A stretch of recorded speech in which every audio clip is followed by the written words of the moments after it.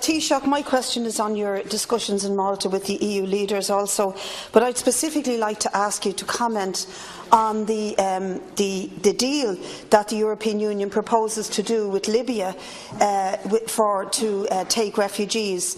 Now, we've moved from doing a deal with Turkey to doing a deal with Libya, which gives the Libyan government €200 million to hold on to refugees to stop them trying to cross the Mediterranean.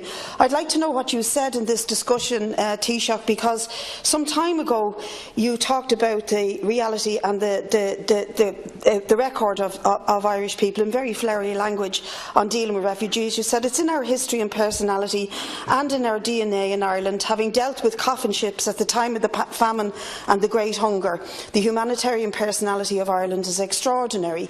I don't see anything extraordinarily humanitarian about this deal. In fact, both Amnesty and Médecins Sans Frontières are very critical of this regressive deal with Libya, which will force refugees into absolutely horrific anti-humanitarian circumstances where they're starved, beaten, raped, whether they're man, woman or child. The record of the Libyan regime is absolutely appalling, and the Libyan regime is in tatters. There's a civil war taking place there at the moment, with three rival governments trying to control a very desperate country.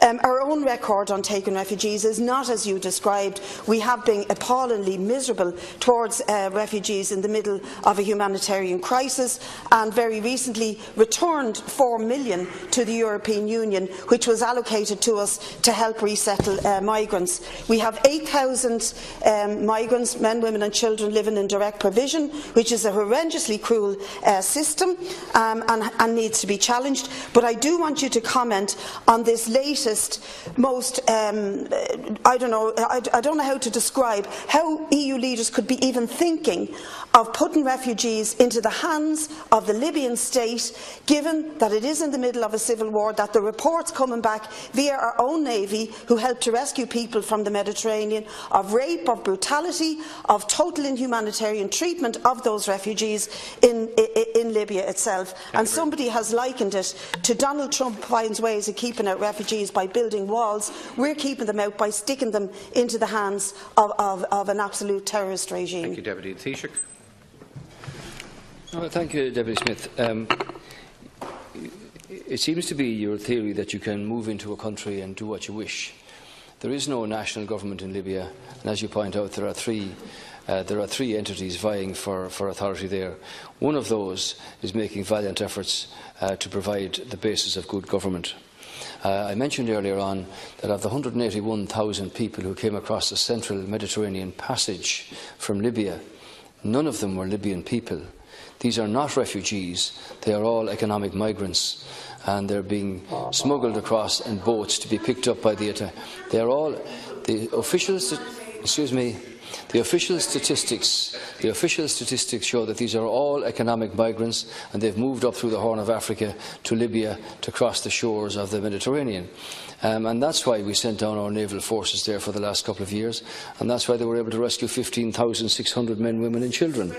What the European Union is now doing is working with a number of African countries in what they call compacts, where finance and training and assistance is given to these countries, both in terms of Coast Guard, in terms of personnel training, but also to deal with the questions of their economy, how you can put a basis for economic development in any of these countries, and it's actually proving very successful.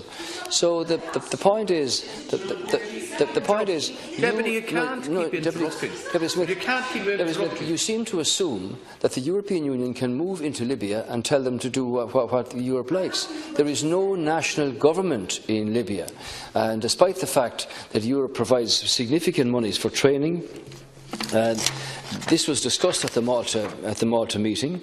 It commits the EU to doing its utmost to stabilise the position in Libya so that the Libyan people can have an opportunity to live their lives.